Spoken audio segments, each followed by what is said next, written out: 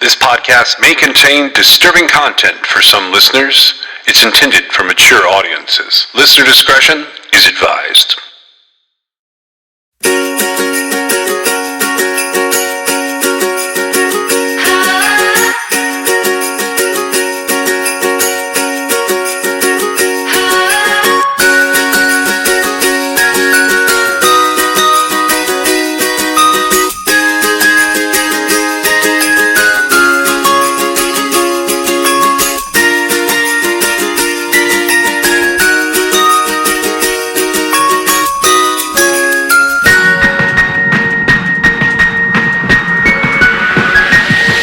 We wish you a Merry Christmas.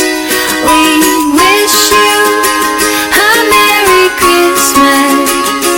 We wish you a Merry Christmas and a Happy New Year. We wish you a Merry Christmas and a Happy New Year. This is True Crime XS Christmas.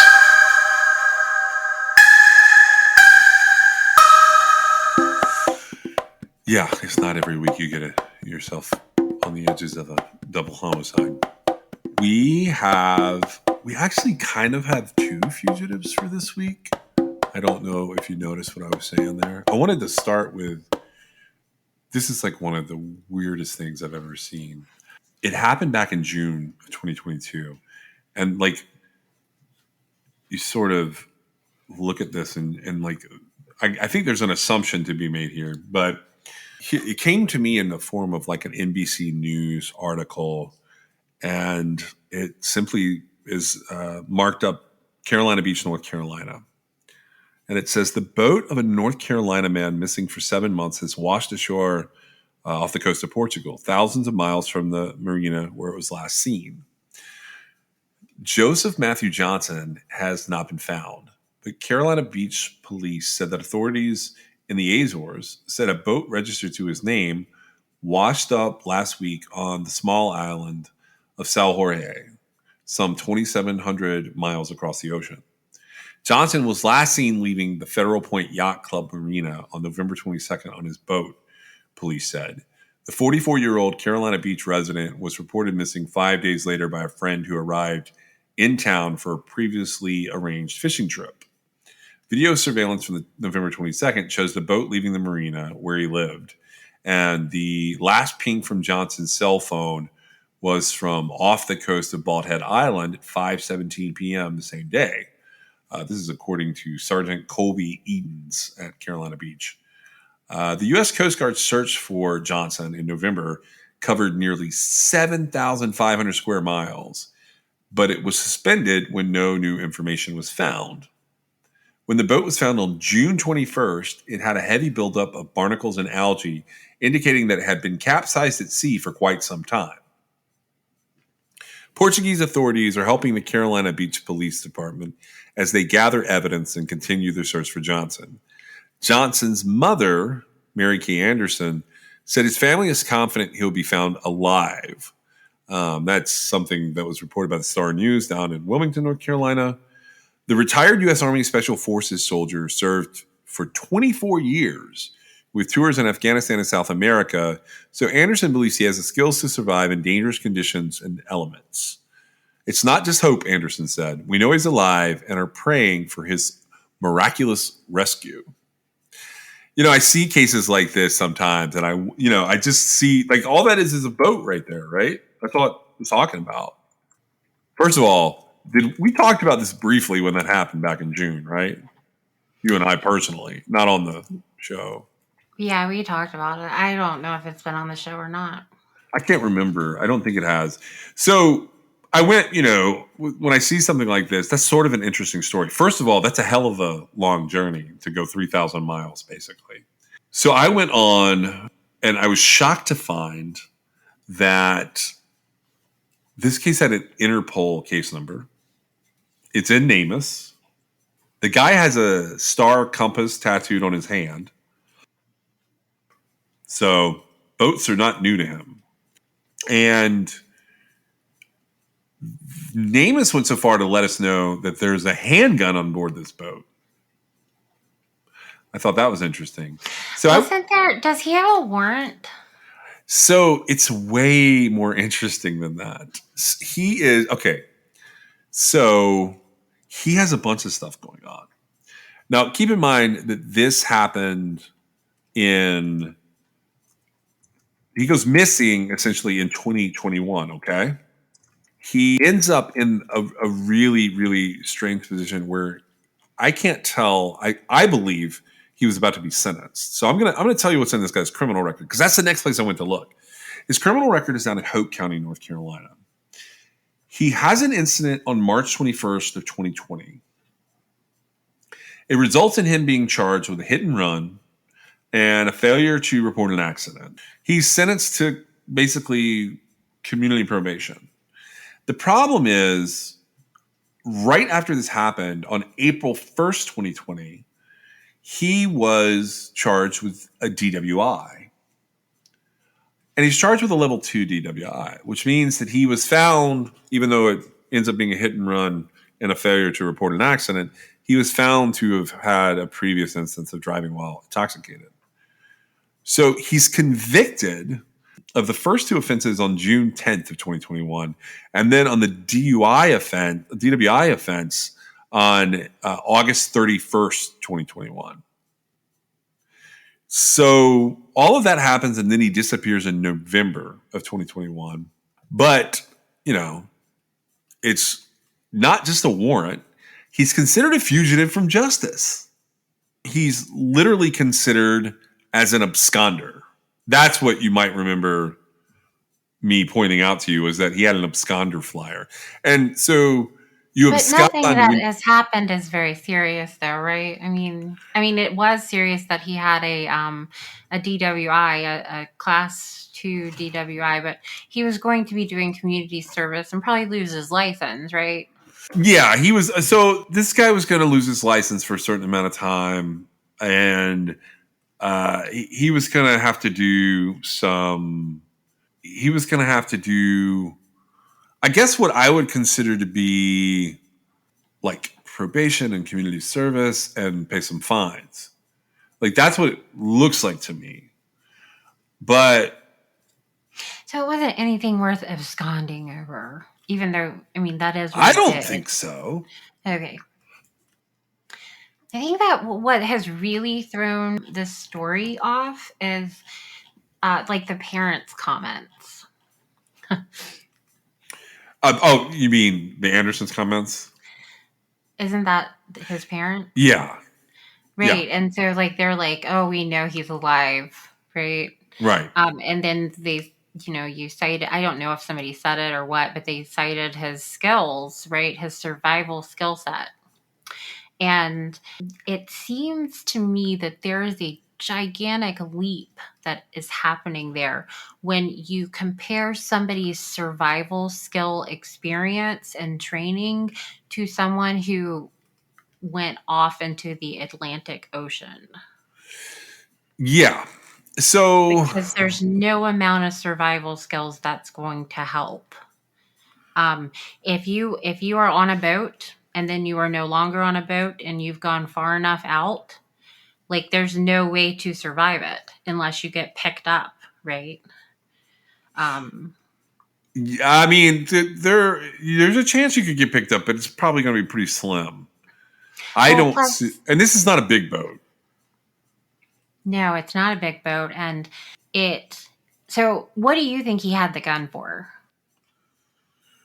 Well, if I just look at it, my common sense says that this guy was going out on the ocean to kill himself. Right, and so he had gotten his DWI situation, which, we talked about how being sentenced wasn't so much that he would be considered someone to have absconded, even though that is what happened. But so he was drinking heavily to the point where he was driving drunk, right? Yes. Okay. And so that gives you an idea about like his mindset. Yep. A little bit at least. Yep. And so it seems like he more than likely took the gun with him because he was going to commit suicide. I mean, that's sort of how I feel about it. I don't, I look at this, I can't find like a really good explanation for what's happening here. He just sort of comes up because it's not every day you hear of a boat like leaving basically the U.S. coastline at North Carolina and showing up somewhere overseas. And then as you dig into it, it's and like actually sort of a fugitive situation, don't you think? Not really, but yeah, I guess. I mean, if we're going to go strictly by the book here, I mean, in order for me to think that somebody's a fugitive, like they need to be like a possible danger to like society.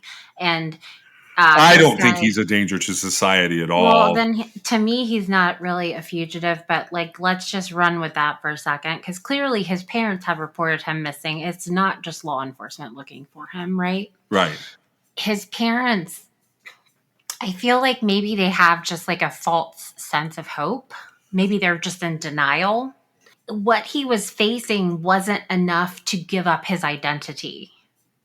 I don't think so. Okay. I think it's going to be some kind of PTSD situation where something about this guy, he did 24 years in special forces. There's a chance he's seen some stuff that a lot of people couldn't handle. Well, or he could have just like, I mean, the chemicals in his brain could have shifted and he just decided he didn't want to live anymore and he wanted to see how close he could get to Europe before he shot himself. I mean, I don't know, but to me, it just seems so unlikely that, for one thing, he had to have gotten to a certain point for his boat to have continued on, right? It's not like you could just set your boat like right off the coast of the eastern coast of the United States and just like let it go and it's going to end up in Portugal, right? I mean, Right. that's not going to happen. So he had to have navigated it to a certain point, in my opinion. Okay, Yeah. I guess I could be wrong, and I'm sure that there's somebody that could look at like the current paths and stuff like that and make some determinations there. But you said it was about 7 months between the time like he was last seen in his boat and then when it washed ashore, right? Yeah. Okay. And so during that time, it had to have at least been on, a course. So what I'm saying is he didn't ditch the boat and take off running on land and leave it to go, right? Right. Okay, that's kind of where I'm trying to get with that. But, could he have had somebody that, what is it, like tag teamed him? Like, yeah. He could have had another boat picked him up. He could have had like some kind of rendezvous going on. This was the way that he decided he wanted people to remember him. Except like, well, I mean, maybe, but except like there's not really a reason why like he would be doing something like that. No, right? there's not. There's no good reason why he would be doing that. No. And so I have a lot of sympathy for his parents, but like it doesn't matter what your survival skills are. Like you can't survive in the ocean. That's not a matter of survival skills. Yeah. So he's basically in the ocean in a rowboat. This is a 19-foot little, outboard engine boat. This is a rowboat. Like it's not going to survive. So he didn't even have like a sleeping compartment or anything? No. It's not that kind of boat. This is a fishing boat. It's only 19 feet long. It's very small. It's misleading because the pictures that are provided in some of the media, it gives it. I think it shows him in a more substantial boat than I guess what we're talking about here. Yes. And so with that, like it doesn't even make sense that he was going to do that. Now, I would suggest somebody, make sure. Review like the Coast Guard or whatever and see if anybody had been reported to have been picked up, right? I'm sure they've done that because essentially if they really want him to have survived, that's what's going to have had to have happened. But why did he end up off the boat to begin with? That's an excellent question, and I don't know the answer to it. I mean, ultimately, if his boat ended up somewhere else, I Well, doubt so it didn't sink, right? I mean, it that's did not. really the only reason why. Okay, so like you have a boat problem, right? Even if it's just a glorified rowboat or whatever. So Right. you have a boat problem. The only reason you get off the boat is because it sank, right? I mean, Correct. that's okay. So if if that's not the case, you stay with the boat, even if it's upside down with algae growing on it. You sit on it or whatever, right? Right. It is, you have to start wondering, well, like he could have been picked up, but like would they have just left his boat there? I I doubt it. Right. And so anything that would have caused him to have to be off of the boat for some reason, it should have resulted in the boat sinking, right? Because that's the only time you're really going to, in fact, you don't even get off the boat. As it goes down, you don't go down with it, right? That's Yeah. basically what happens there. And so it makes more sense that he stood on the edge and shot himself, and then the The vote boat just went moved on on. down the road. Yeah. Which, if he is alive, I would be like, I'd be really interested to know his story. This is one of the worst things you can do to parents, though. I mean, because his parents have repeatedly told The news. the news, or they're just using the same quote over and over again. How old is this guy? He's he'd be 45 now. He's 44 when he went missing. And just in case anybody's seen him, he's a 6'2", 220-pound Caucasian male with sort of brownish blonde hair, and I don't see an eye color listed in here. But I mean, I will say that if he isn't dead, and this is some sort of orchestrated walking away from his life, what a dickhead. he is. Like, it was really mean to do that to his parents, but I also don't think he's ever going to be found.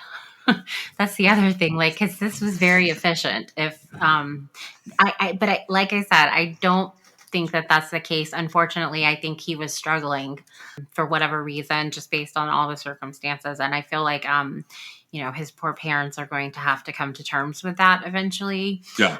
I like to think that people who like if he did in fact go out onto the sea to die, basically, I like to think that it just never occurs to them that they're going to be putting their loved ones through like so much heartache.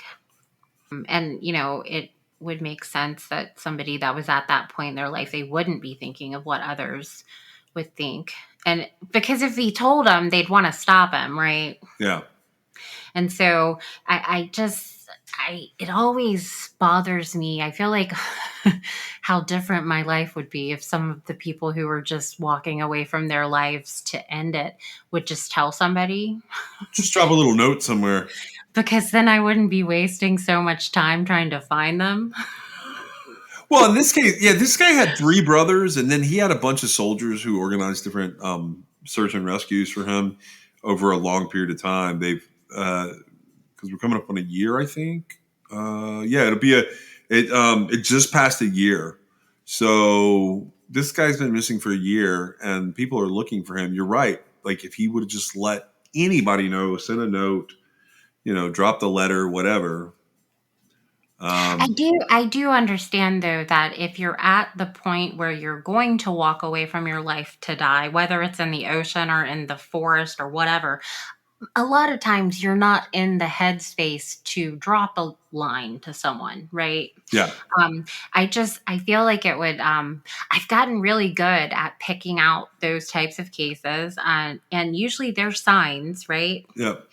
And so I try not to be like definitive about it, but I can weigh it out pretty well that it was more than likely, suicide, and it's very sad. Yeah, so his mom finds out from basically his ex-wife texting her on Thanksgiving that the police are at her house looking for him, and the reason that the police are looking is because he's been reported missing.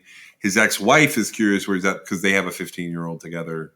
This kid, there's a lot happening here that is very, very sad, and I thought it was an interesting quasi-fugitive case, because I thought you would have the same opinion I did, which is this is not really an absconding person or a fugitive, so to speak. But we do have an interesting fugitive to follow this up. And I don't know why, but something about this case that we just talked about, it came up in my head again while I was researching this other case. This other case is kind of a weird one, and I don't know how else to say it other than it's kind of a weird one. But had you ever heard of the other guy at all? No. Okay, so this is the case of this is an Oregon case. It's out of Lincoln City, Oregon. He disappeared January 23rd, 2011, but technically he disappeared from Waldport, Oregon. So Waldport is in Lincoln County next to Lincoln City. At approximately 10:58 p.m. on January 23rd, 2011, Lincoln City police officer Stephen Dodds pulled over a 1984 Dodge pickup truck for a routine traffic violation in Lincoln City, Oregon. During this interaction, the driver told Stephen Dodds that he was driving to a military base in California. But then at some point during the traffic stop, the driver shot Stephen Dodds multiple times in the chest and critically injured him. And then he fled in his vehicle heading south on Highway 101. So Highway 101 is it's a U.S. highway, Route 101, Highway 101. It runs from Washington State all the way down to California. So it runs along the West Coast. Responding police officers spotted this vehicle in Newport, Oregon. They disabled the vehicle with a spike strip near Waldport, which is just north of the Alsea Bay Bridge. And unable to drive the vehicle any further, the driver fled on foot into the woods on the west side of the highway. His dog was with him. The driver's dog was with him. It went to the east side of the highway. Now, shortly after all of this happened, a crab fisherman who was working by spotlight that evening in Alsea Bay reported gunshots that were coming from this area known as the Sand Spit. He did say he could not see the gunman in the darkness. Now, 3 days after the driver disappeared, on January 26th, his dog was found wandering in Waldport. So the fact that a police officer, had been shot set off a pretty extensive search. So for days following the disappearance of the driver, local, state, and federal enforcement officers using HRT and SWAT teams did a house-by-house search across Waldport and Bayshore, which is the community immediately north of Alsea Bay. Despite this extensive search, they never locate the driver, and there have been no verified sightings of him since the evening of January 23rd, 2011. They do let us know the driver's identity as their search continues, and the driver is David Anthony Durham of Salvie Island, which is over by Portland, Oregon. Used to be known as Wapato Island. Initially, law enforcement theorized that David Durham may have been hiding in an abandoned house in the woods or at one of the area's numerous vacant vacation homes. Another possibility raised by law enforcement was that Durham had attempted to swim across Alsea Bay and he had drowned. A friend of Durham said that in the months prior to his disappearance, he had begun acting erratically and displaying signs of paranoia. He was going through something. We just didn't know how serious it was. She also added that she believed Durham was probably dead. Durham's brother, Michael Durham, told the Oregonian that Durham had sustained a shoulder injury in the months prior to his disappearance, and he had been prescribed pain medications that altered his mental state. He also stated that he believed Durham may have been hiding in a house in Manzanita, which is in Tillamook County, Oregon, on the beach, which was owned by his employer. Prior to his disappearance, Durham had begun to tell his family and friends that he was planning on relocating to the Caribbean. His employer at Willamette Print and Blueprints Company in Portland notified police that he had failed to show up for work on Friday, January 21st, and he had not been seen or heard from since. So, had you ever heard of this guy? No. I hadn't either. Like he completely escaped anything that I found a reference to an old America's Most Wanted shortly after his disappearance. Like they did a profile at the end, Right. but I had never heard of him. I pulled up a bunch of different articles. So this guy he's actually kind of a big dude. And one of his pictures, he reminds me of Israel Keys, by the way.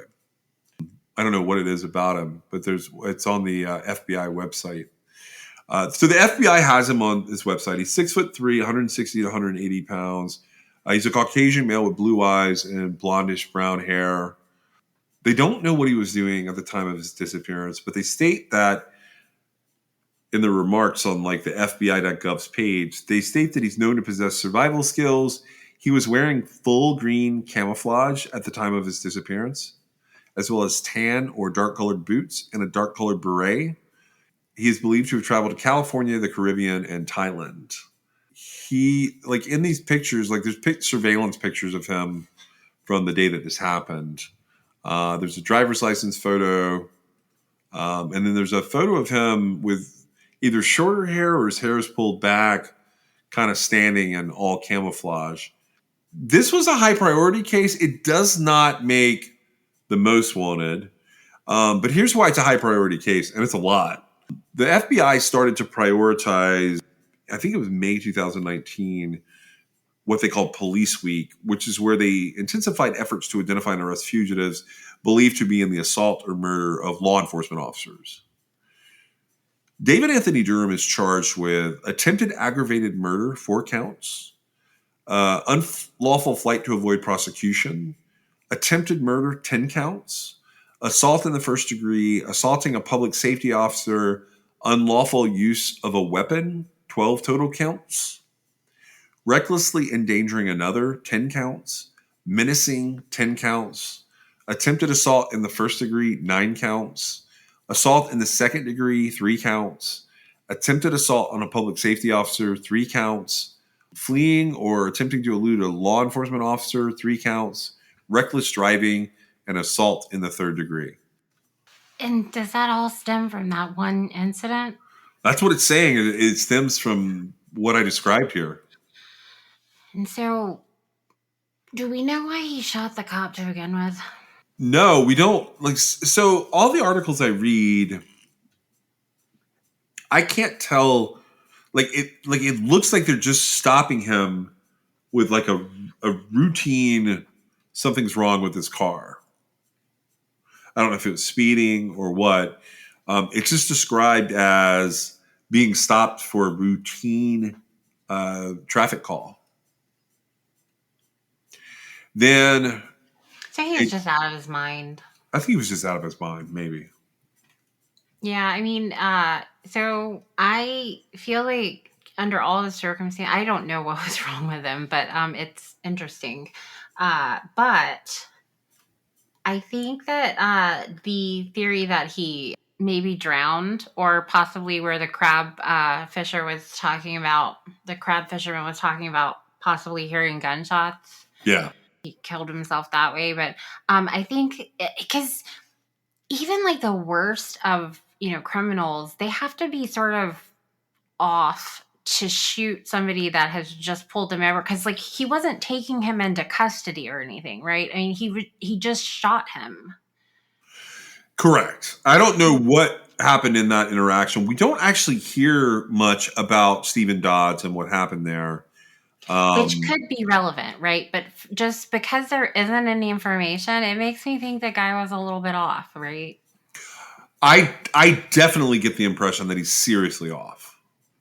I wonder if whatever chemical thing was going on with him caused him to be off, or if maybe he was already suffering from something.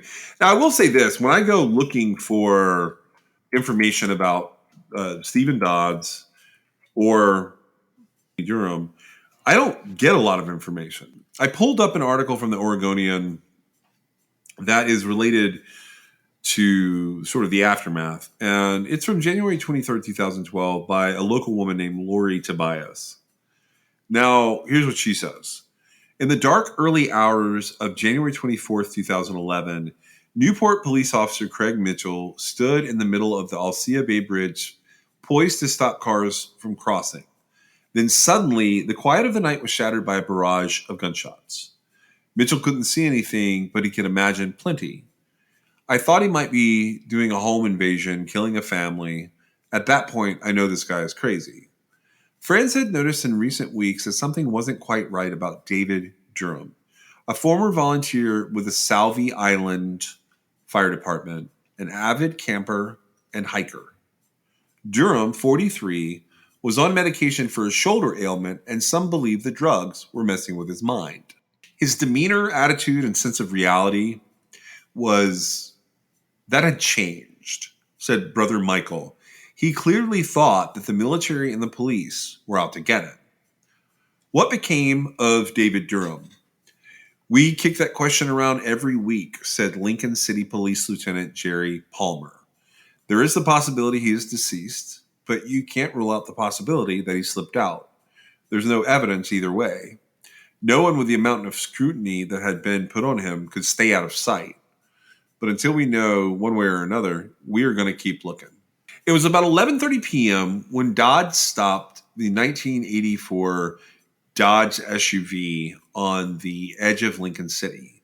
Clark Crow was on the porch of his home smoking a cigarette.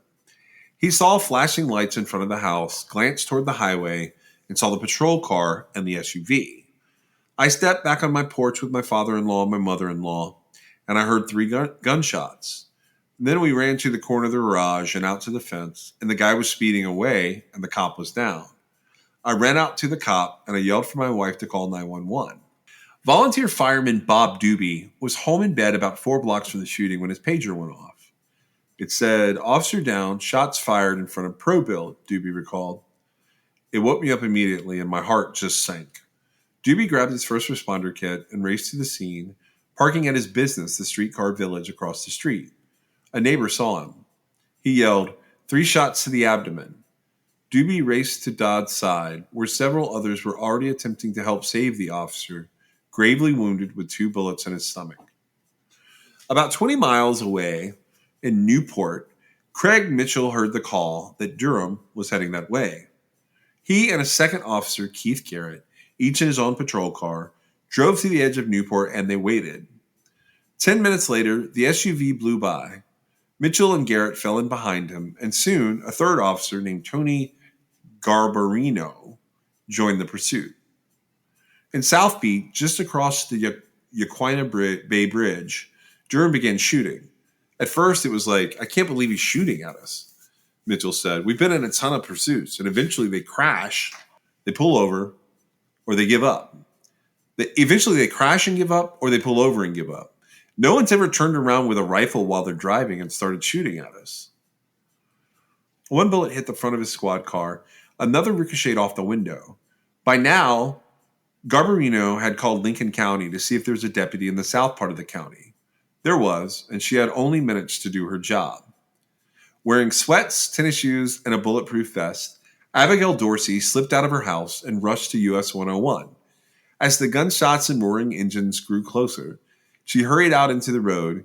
She put a spike strip in place and then raced back to take cover between her car and the brush, hoping that Durham wouldn't spot her. The SUV approached. Dorsey jerked the spike strip into place and heard the SUV hit it twice. Moments later, the Newport officer saw the SUV slowing. We honestly thought he was going to get out and just open fire on the patrol cars. We couldn't let him run into a neighborhood with a bunch of guns. If he's shooting at 3 patrol cars, he obviously has no remorse. When we came up on him, I was coming up to the left of Sergeant Garbarino's rig. Durham jumped out of the rig with a rifle and then went right, straight around the front of his rig, and bailed over a guardrail. That was the last time I ever saw him. Not long after came gunshots, which police would later learn were fired at 2 fishermen who were crabbing in the Alsea Bay. and then nothing. Police set up roadblocks, searched cars, and over the next days, SWAT teams went through more than 100 houses. For weeks, they searched with dogs, on horseback, and by boat. They scoured beaches, dunes, and forests, and followed up on more than 100 tips. But not one clue to Durham's whereabouts was ever found. Like a puff of smoke, he was gone. Today, after months in the hospital and rehabilitation, Steve Dodds is back on patrol and doing his best to avoid the spotlight and get on with his life.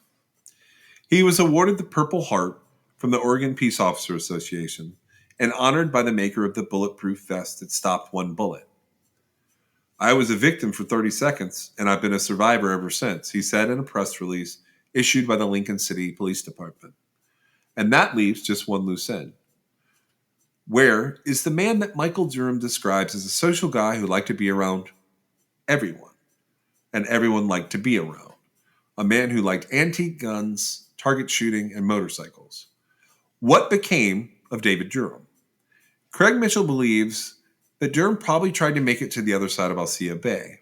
The tide was coming in, set to crest at about 9.3 at shortly after 3 a.m.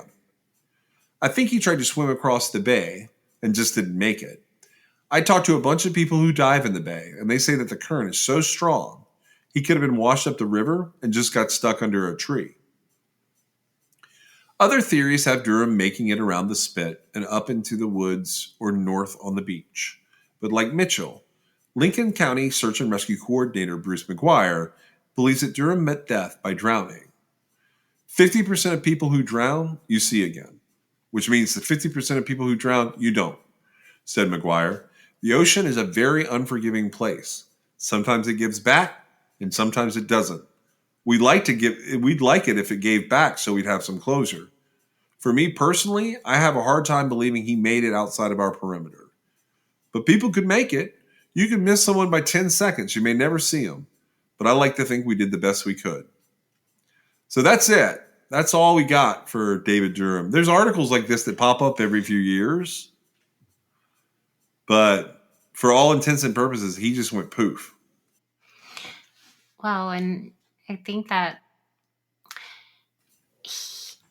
he wasn't really of the mindset of somebody that was like going to go on the run and survive. I don't think. I don't know why he's wearing all camouflage in this surveillance video. I'm sorry. He's one of those. Okay, so I always have like these really weird questions that I ask you. One of them is like, are fugitives considered missing people? In this instance, David Durham was put into NamUs in July of 2012. And he is described as wearing military boots and North Vietnamese tiger camo. And they put pictures of him in there wearing his tiger camo. So I think they really did that just from the perspective of kind of keeping track of him. I will say that like some of the pictures of him, he's like wearing like a karate headband, if that makes sense. Like Rambo? Yeah. It's like, and he has really long hair, like tied back in a ponytail. So, he's one of those that I look at it and I go, This guy is 45 years old when all this happens. He was born in 1967. Yeah. So, I mean, it's not 20, right? Correct. As far as like trying to get away, and because an officer had been shot, because an officer had been injured like he had been, like they were on it really fast, right? Yeah. And so it seems like he would have been found if it were possible. I don't know that it really is 50% of people who drown in the ocean are found. I think the guy meant to say more like it's a 50-50 chance. I think that's what he was doing. Like if somebody drowns, it's a 50-50 chance you find them.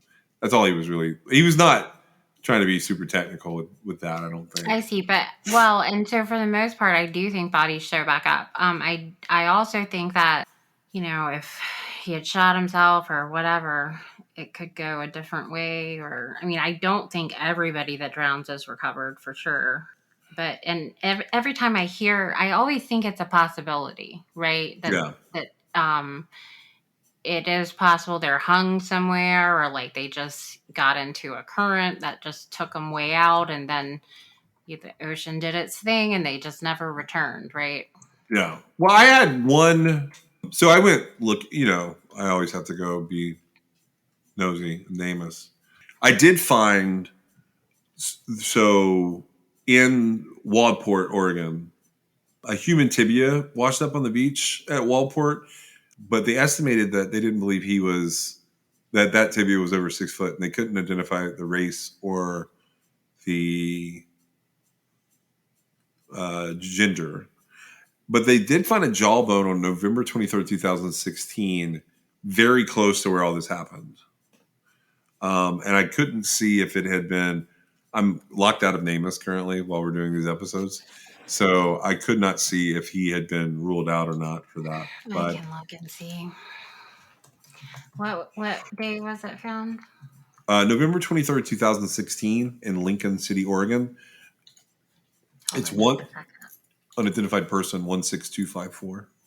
It's been James Shook and Kelly Smith have been excluded as being this person. But not David Durham. Those are the only two listed. Let me look at his real quick. Yeah, so he's been excluded as 4 different things. Can you read off the numbers? 96051. Okay, so he's been so David Durham has been excluded as being UP 16853. Not on my list. Okay. UP 14360. That was on my list. UP 12854. Not on my list. UP 10908. Not on my list. Okay. So you want to tell me what the other ones, and I can look at them, or no? Oh, I just have the one that I just gave you, which was 16254, and then I have 96051. Those are the only ones I have left. Okay, that the 96051 does not have any exclusions. What about 10470? 10470? Yep.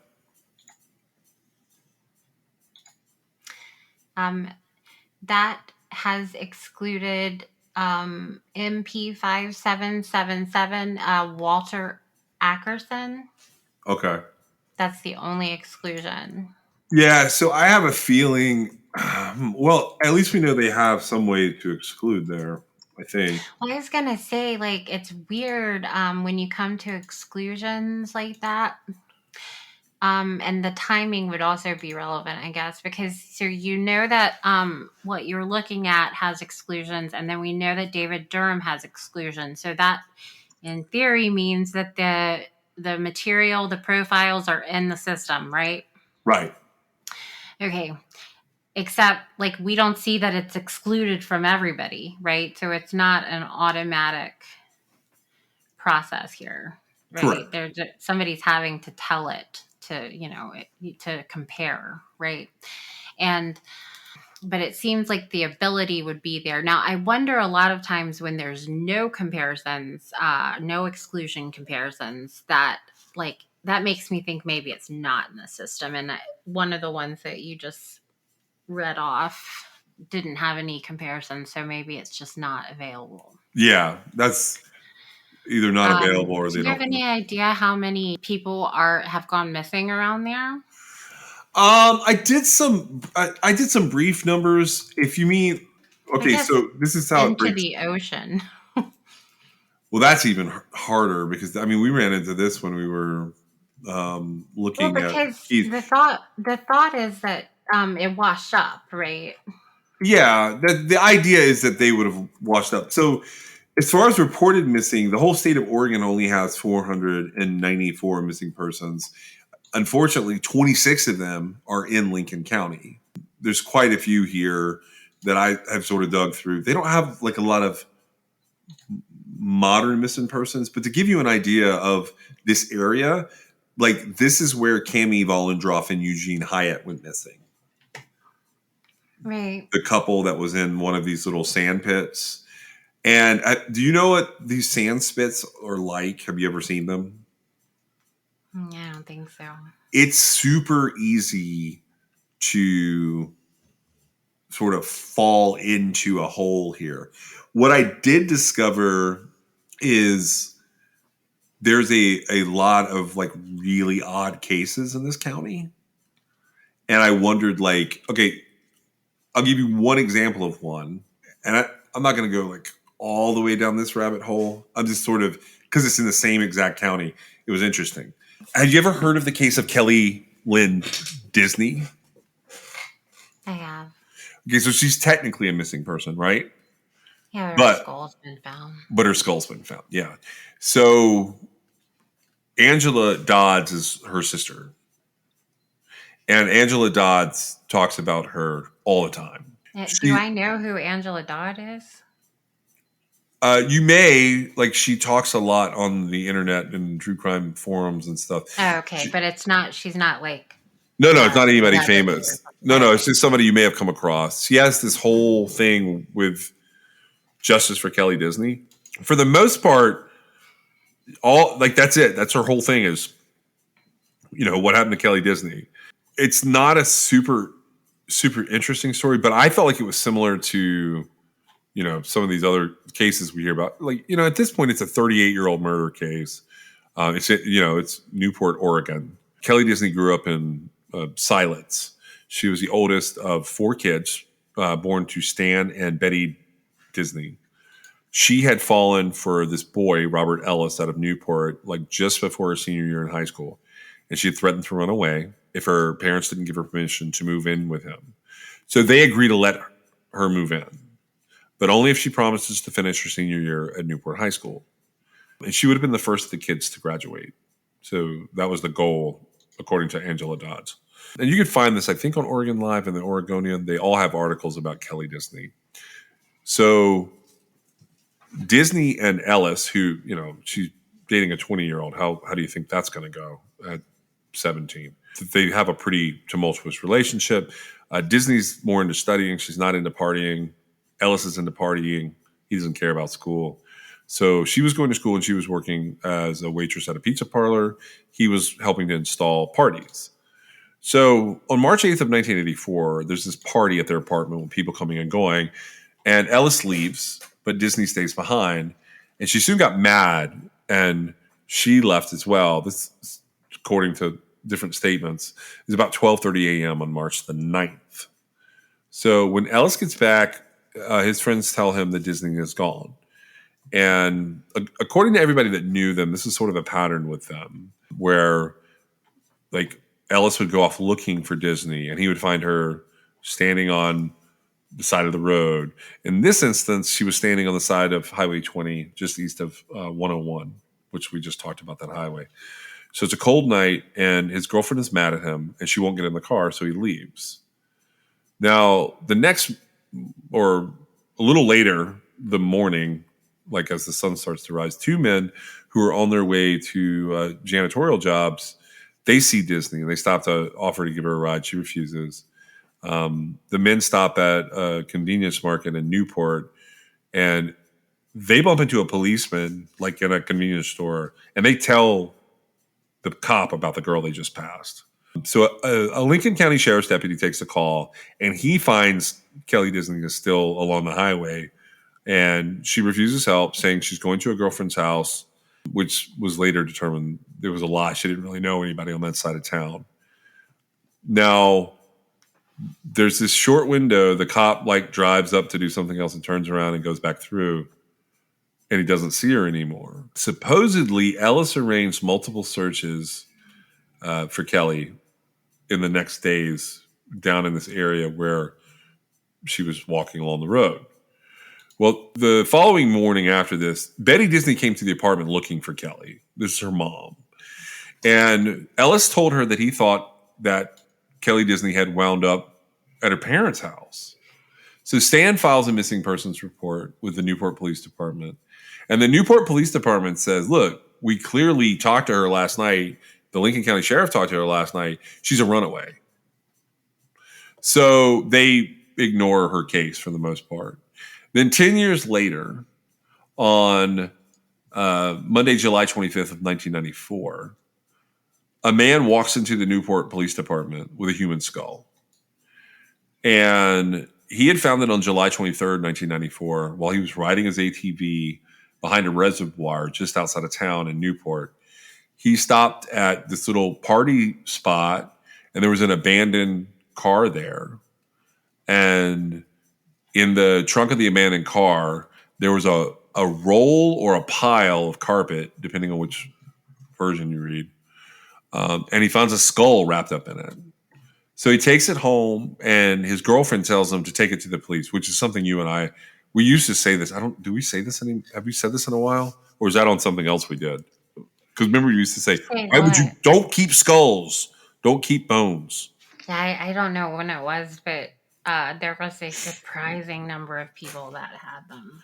Yeah, so what this guy does is he goes down to the sheriff's office, but only the jail is open. And the jailers told him they didn't want the skull. He should take it to the Newport police. So he goes to the Newport police station, but it was Saturday and the office was closed. So the man returns home. He cleans the skull with dish detergent and he puts it on his television. The following week, he ends up turning it over to the Newport police. And the dental records show that the skull is Kelly Disney's. And the skull has evidence of head injuries. So they start reconstructing this case, and investigators talk to the kids who had played in the car like before the skull was found. And this skull was found just as local investigators were going to the local media to drum up a little interest in the 10-year anniversary of the case. The skull was not there in the days immediately before it was discovered. So they know that like somebody placed this skull there. And now here we are even later, and nobody knows what happened in this case, to my knowledge. I have not looked at it like really recently, but this 84 case as of October 2020 was not solved. And then like to kind of like head down a path that I can wrap this up, because I know I'm way off the fugitive thing, but I figured people wouldn't mind too much since it's like local to this area.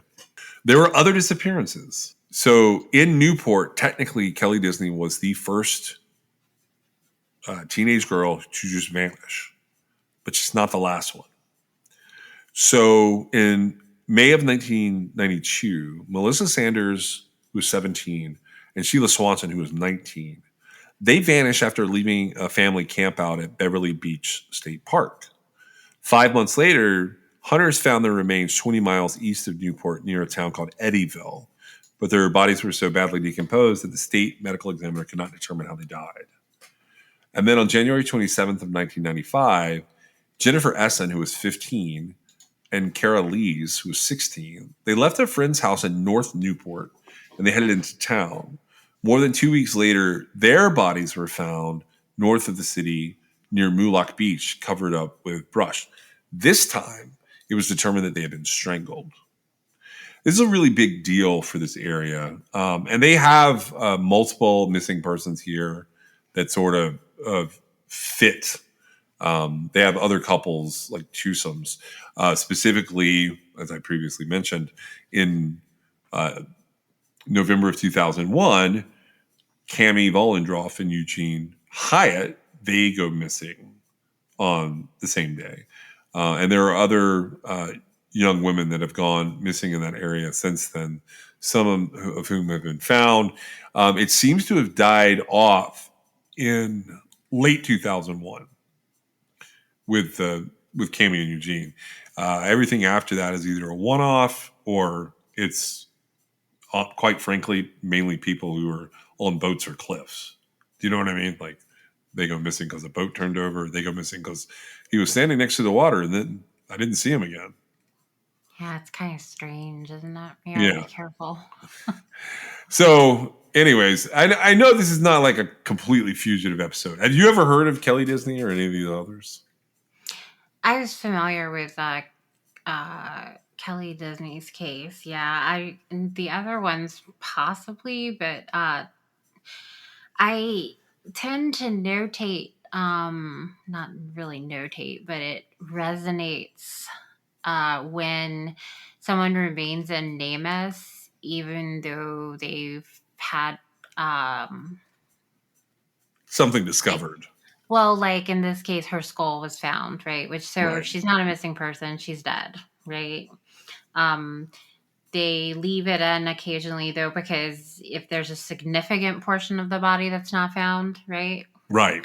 Um, Part of the body's still missing, it could possibly be relevant to other remains that might be found. Yeah. And so, yeah, so yeah, it, that's why I remembered her. Now, the other cases you were talking about, I don't know that they were in NamUs because their bodies were found.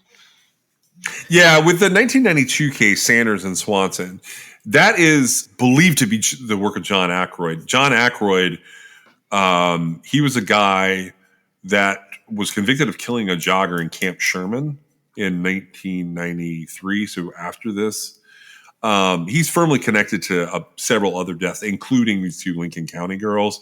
But he died in prison in December of 2016. And from 1994, 1993, when he went to prison till 2016, he refused to talk to investigators. He's part of the Ghost of Highway 20 series. But as far as Lincoln County goes, Disney, Essen, and Lees are considered unsolved as of this article.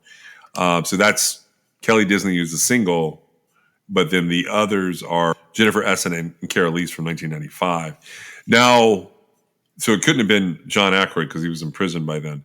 But Bobby Joe Fowler, he was one of those that they had considered for some of these, but I believe that they determined he was actually in county jail during that time. So it's sort of back to the beginning. Now, all of this comes up over our holiday fugitive stuff, and these are not technically fugitives, but some of the information that we could get out of these cases, if you looked at some of this and we're like, hey, I'm interested in that because of what we're doing with Israel Key stuff, which that from the episodes that we released for his anniversary, we're talking about stuff that some of the things that we're doing are with the same investigators as these cases out in Oregon.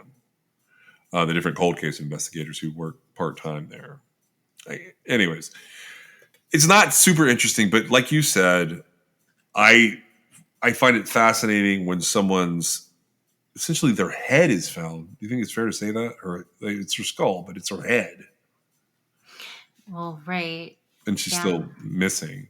The investigators out there, they had this case had like a Holly Bobo vibe. Like the rumor was a group of men had picked her up because she went to the wrong house and they had assaulted her and killed her.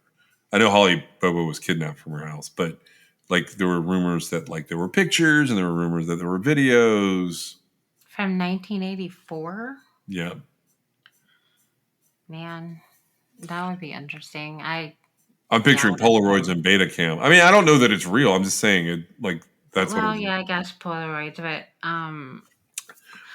I don't know, but it had to. So I don't think it was a serial killer. It was probably the crime of opportunity, and the reason I say that is because her skull was found because somebody had put it there to hide it, right? Right. And it was moved like almost 10 years after she had gone missing.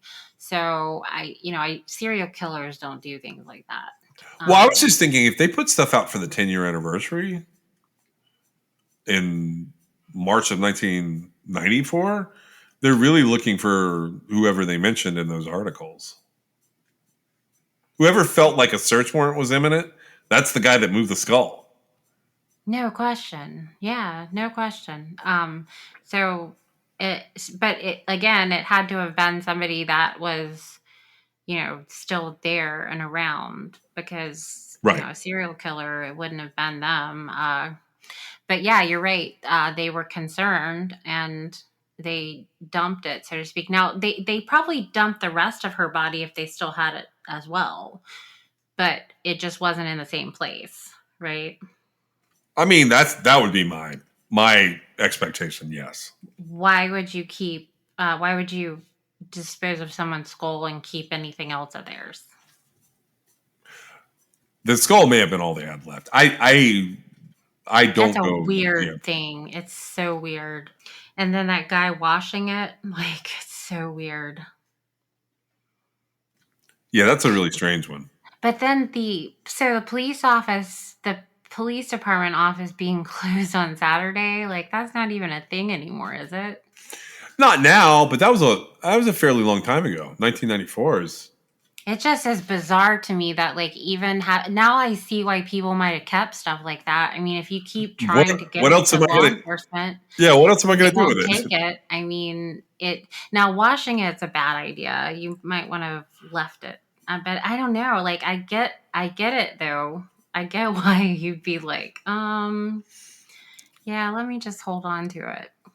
Well, that is all I have for this episode. But we have more fugitives coming up, and it's also holiday times. So, anything else you have for this one? No. Thank you for joining us. We are sponsored by LabRottiCreations.com. You can check them out at LabRottiCreations.com, and you can still use the code CRIMEXS for a fun pop pet portrait of your own pet. You can also reach us on Twitter, Instagram at TrueCrimeXS, or you can give us a call if you know anything about any of the cases that we're talking about at 252-365-5593. You can also reach us at Gmail at truecrimexs@gmail.com, and you can check out our website at www.truecrimexs.com. We'll see you next time.